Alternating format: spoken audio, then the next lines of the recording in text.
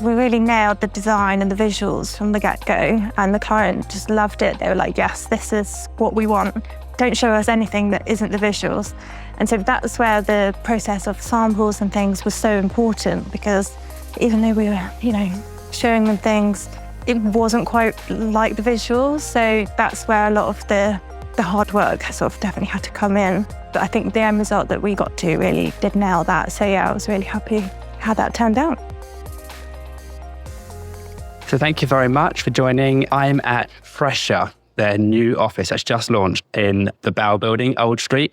And I'm with Katie Jago, the senior designer from Luke Interiors. She's going to take me through. I've got like 3 kind of core questions for her. I want to understand about the objectives of the space, what's going on, like why they've done what they've done, and then to see the space, how the spaces are used. And then lastly, like the actual outcomes and how it's worked, kind of actual versus reality.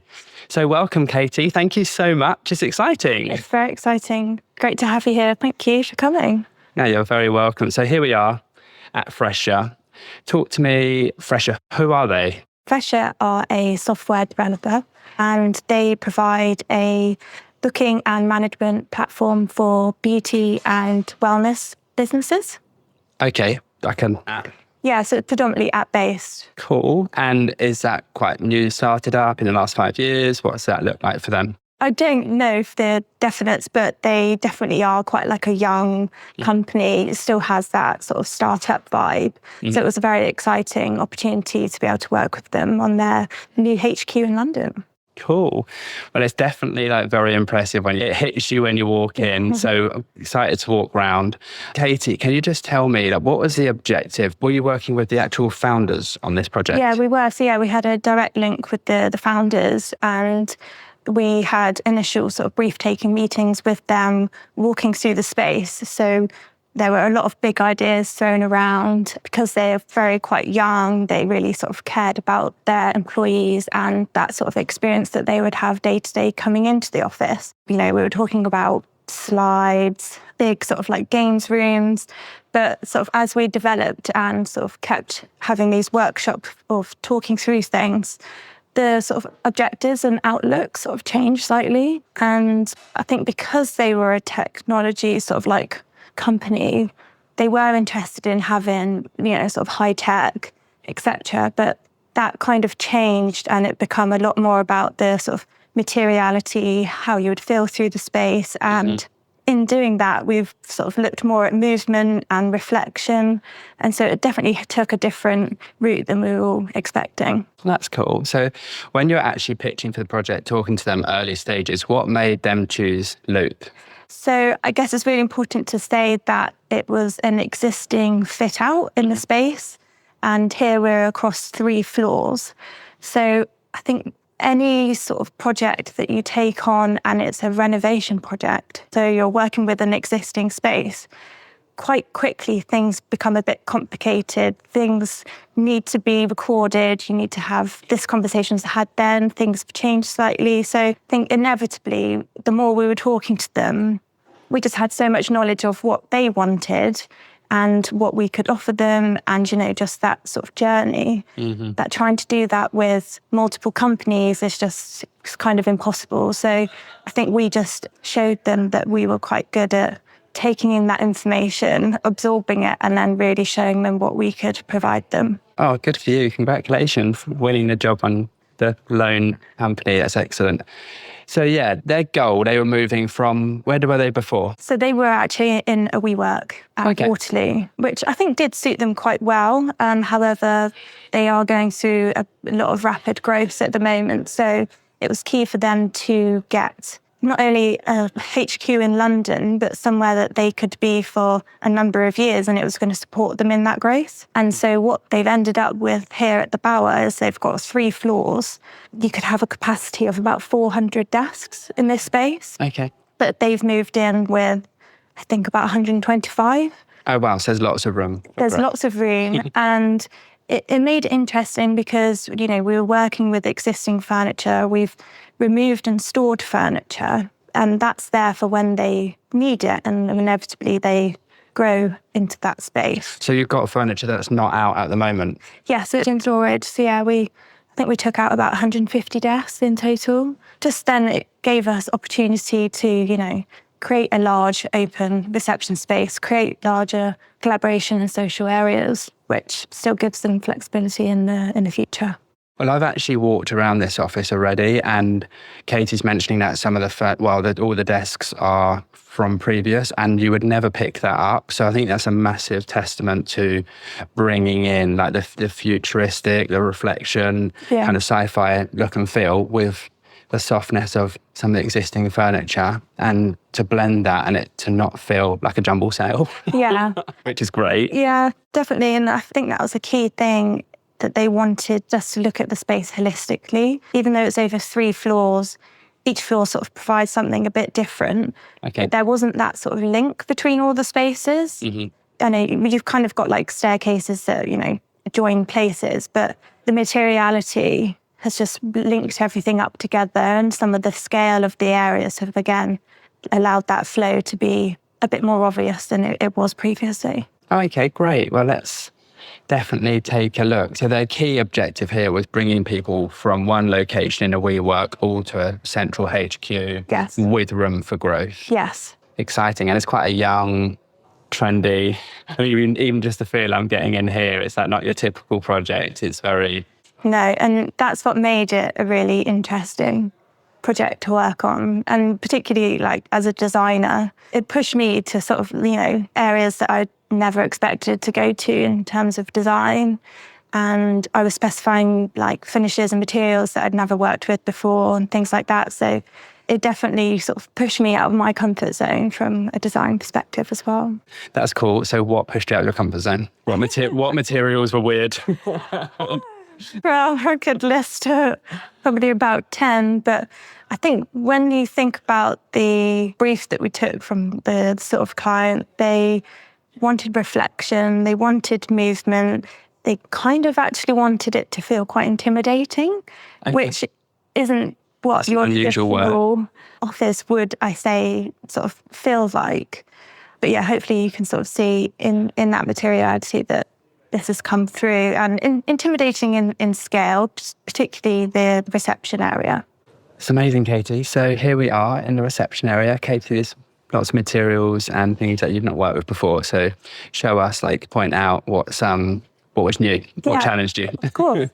So when a sort of client comes to you and says, we don't want a traditional reception area, we don't want something that sort of is collaborative. They didn't want people to come to this space and sort of work here, etc. So we really had to challenge ourselves in finding that balance. Mm-hmm. So what we did is we sort of worked with the scale, and so the scale makes the space feel quite intimidating.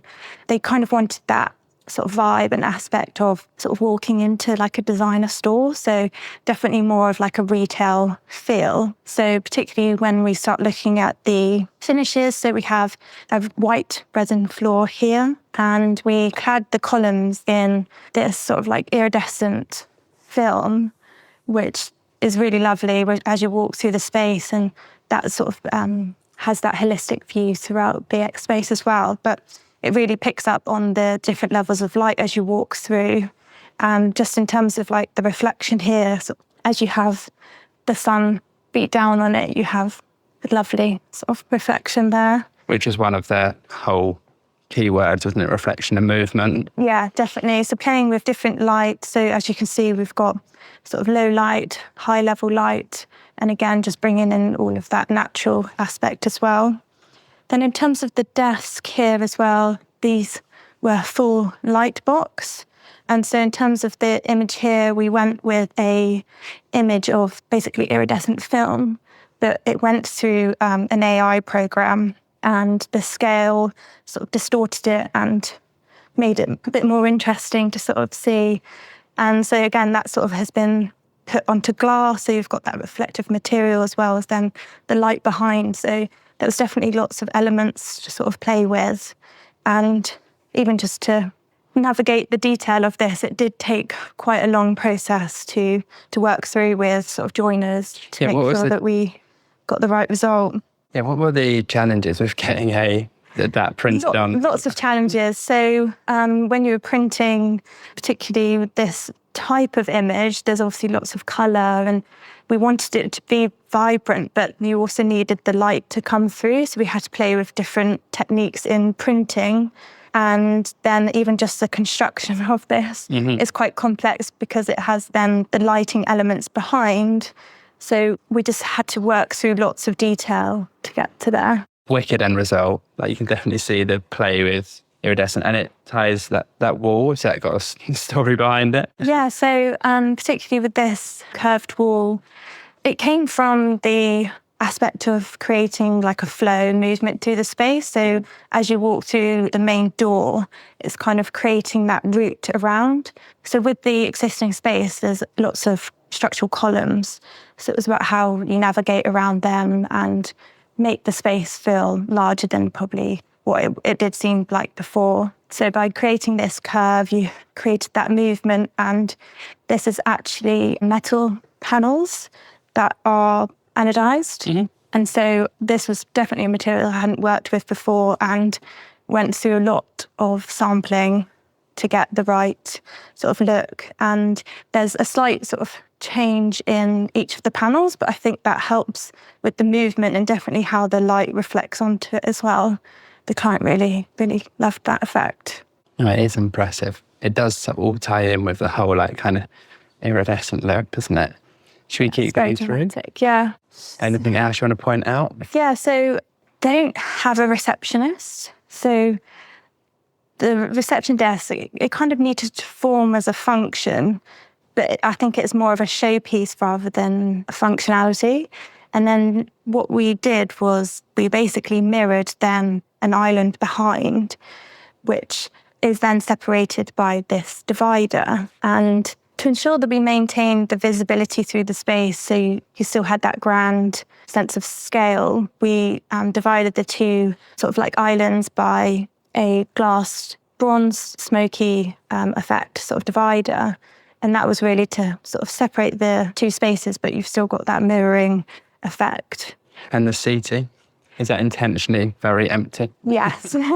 So I think the only banquettes I've installed that aren't intended to be used. Is that part of I guess that ties back to the intimidating Yes. Empty seats look. Exactly, definitely. And even just like the finish in that they're in definitely helps with the reflection playing on. And I really love how the client has also installed the statues. I think it really gives it that like gallery sort of feel as well. Who installed the statues? The client did. Oh, the client did? Yeah. It's really cool. It does definitely give that like art gallery look. Yeah, and I just love that you can sort of pick up on different viewpoints, and you've got the skyline out of London, but then you've got sort of texture, sort of planting, you've got that sort of decorative art piece. It's amazing. Brilliant, Katie. What a great introduction to the space. Let's keep moving through, see what else we've got. Should we go that way because of the arrows are that way? Yeah, so just on this space here, so this is a scanner mat, so that people, particularly sort of visitors, can come here and pick up a coffee quite quickly and easily. But we didn't want it to be like a cluttered kitchen space, so the scanner mat is like perfect for that. It's obviously very nice technology. So then moving through, so we had the blue wall, which mimics that movement. And again, we've got the graphic here with the arrows, which again was just like more of that identification that there was like a main route through to the space. Because originally there was another meeting room here, so we did remove that to create this opening here. And then this opens up onto more of a collaboration space that again, sort of very sort of tactile.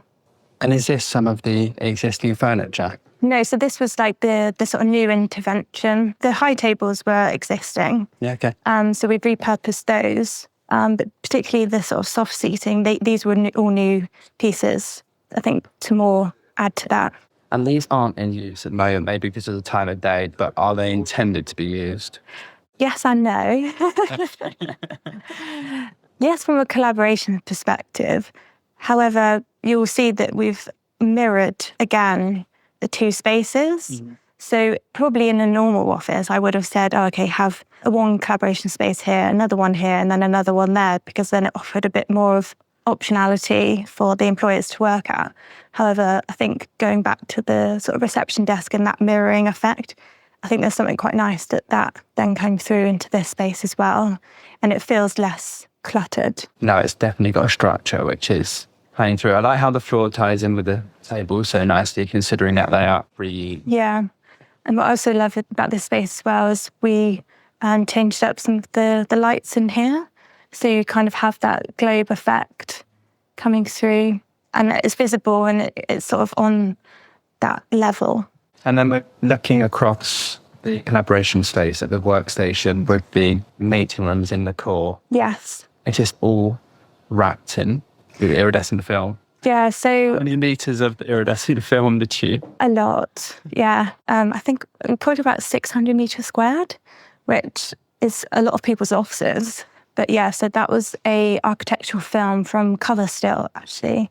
And again, that was a project that I've never worked with before. And again, sort of sampling with the client. I mean, there's not many products out there like that, but this was definitely the one that the client felt, was the most reflective. And it's kind of subtle in its look, but it's quite dramatic at the same time. And so the layout of the floor plans is that all of the meeting spaces are centralised. So you have this commonality across all the floors. And so it was like, how can we tie in those spaces, but kind of create a feature as well? So using the architectural film, you have that language throughout the space.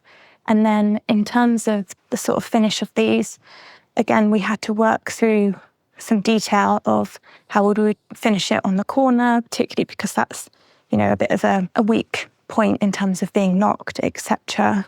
So we actually come up with a corner detail here. And then when we did apply the film, because it comes in sheets, inevitably there's going to be sort of like a join line. And working with the client on this, they weren't necessarily happy that you could see the joint line. So we worked with them and basically used an LED strip to sort of cover that line. But I think also it gives it a bit more of a dynamic look. And it kind of all ties in with pillars and the verticals. Yeah.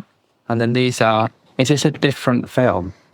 Yeah, so this is more of your typical manifestation iridescent film. Okay. So that can't be applied to walls. So that's why this is slightly different product. So this is a lot thicker in terms of a bit more of like a wallpaper. But yeah, this architectural film, again, that's what we've got across manifestation in the whole space. So you do have that going through. And they're vibrant, but they're not too sickly. And they're sort of cute little globe bulbs, sorry. It's amazing how much colour and reflection you've managed to capture in the space without feeling cheap. And when you were talking about the project before I could see it, I kind of had this tacky, sci-fi look in my head, but it's actually pulled through. I think what you said about the iridescent film is true. It is definitely very reflective and it's got a lot of movement and shine to it, but it's also kind of quite matte and pared back in a strange way too. Yeah. It's a really nice balance. Yeah, and I think we were surprised with that as well. And I think a lot of the film, it was actually when we started construction that we were like, okay, maybe we do this space as well. Maybe let's connect this. So a lot of it wasn't initially intended to happen until we were on site being like, okay, we kind of need a bit this as well. So from a holistic perspective, I think overall from what we did on site, it definitely developed it even further. In the sheet this way, Zach. So we see the desk. You're going to talk about the desk. They were ready just in the balcony. Yeah, so these workstations were left by the previous tenant. So there was about 380 workspaces initially. So there's a really great sustainability story behind this and, just the sort of CO2 emissions that were saved from reusing the existing desks. And we've also stored, I think, about 150 of these. So when Fresha inevitably grow and they need that expansion again, we've got them in storage to then reinstall them. So yeah, I think it's a great way to use, an existing high quality product. I also think it's a story for designers globally, but especially in London, because we've got this kind of feeling that everything has to be new. We just do, even I do, you just gravitate to buying new because you feel that's the only way to tie everything in. Yeah. but with creativity, it's actually pulled through really nicely. And I feel it's got like a bit of a different feel, but it does tie and it almost creates those zones in quite a nice way anyway. Yeah. Yeah, sure. So no, it is great. And so there's desks on each floor. Yes. Which is basically the same layout, workstations, meeting spaces, collaboration spaces. Yes. Yeah, exactly that. Yeah, and I think from my perspective as a designer, I grew up in a family. My parents were very ambitious in undertaking like 5 self-builds. So I grew up on a building site being taught to be quite resourceful of, everything that was there.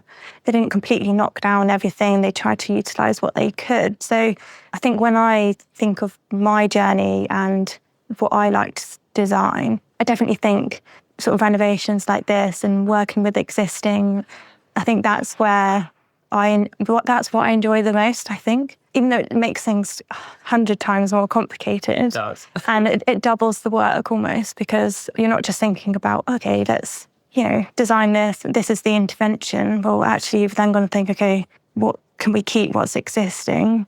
What are we going to reutilise or repurpose? And then anything new, or how does that then work with the existing, or, what we're going to repurpose, etc. So there's always that additional element of thinking or sort of thought. But I think working in a white box, I would look at it and be like, not really sure. But then when you're working with existing spaces and, you kind of have a bit more of things to work with or alongside, I think that's where sort of creativity definitely comes out to play. I think where the genius is if you are using existing furniture in quite eclectic look or quite sort of neutrals and that sort of thing, it can kind of work. But where you've done it and tied it with this very futuristic look, I think that's where the genius is. I think that's congratulations to you as a designer. So well done. Should we keep moving through? Yeah. We've seen workstations, we've seen a reception area. We're going up to the 9th floor. Yeah. So reception area is in the middle, on the middle floor. This is cool. Yeah, so again, utilising these spaces that, you've got the skyline, really open, double height, and just a really sort of simple piece of furniture, but the choice of fabric just adds a different sort of dimension to it, and I think it just needed that small intervention. And then this is where, again, we used the iridescent film in this double height space. And so this was, again, something on site that we were like, okay, this floor probably needs a bit more elevation. So applied it here. It's nice how it joins everything up. Yeah. And what an amazing space to work. Yeah, with this view. Yeah. I mean, that's pretty... It is a great space. Perfect, isn't it? Yeah. When we first came to the space, we were like, wow, okay, this is cool. Yeah. So yeah, the juices definitely started flowing. Yeah. Cool. Amazing. I love all these meeting rooms and the band of the film coming through. Nice touch. Yeah, thank you. And so then, yeah, just touch on in here. So there is one existing boardroom, but the client asked for us to create another room here for them so they could, expand and have 2 larger meetings going on. So this was, quite easy to form. So the room behind as well, it was one big large. They kind of had it as a bit of a library before. But yeah, we just put in quite a simple partition here and was able to create 2 sort of new interventions, I suppose. That's great. Should we go downstairs then? Yeah.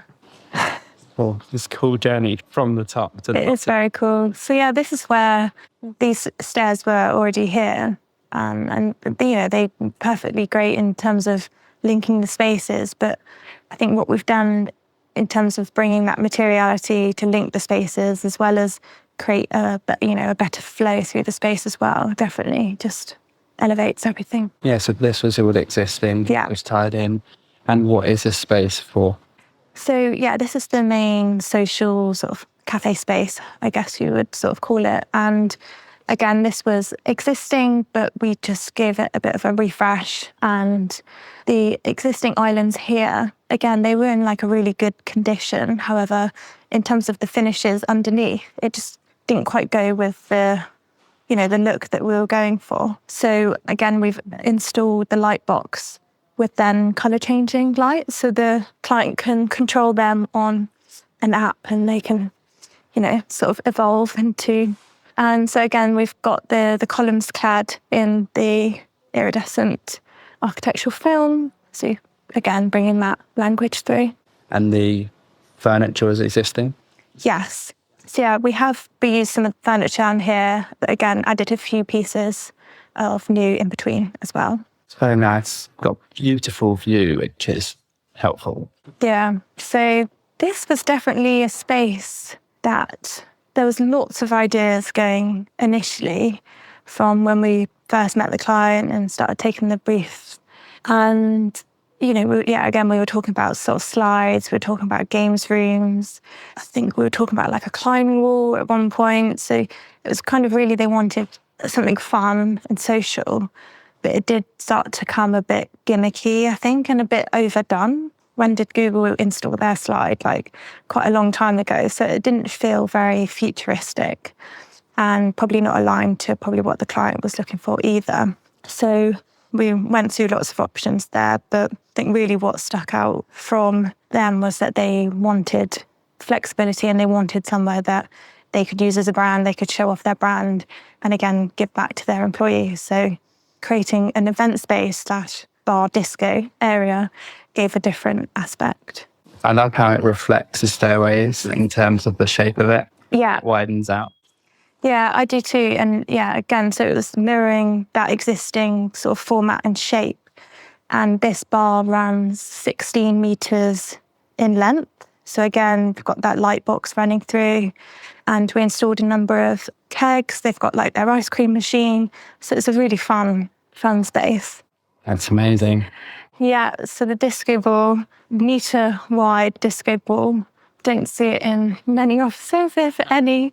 And again, we've got UV lights, they've got disco lights. So yeah, when it comes to sort of the evening, this space totally gets transformed.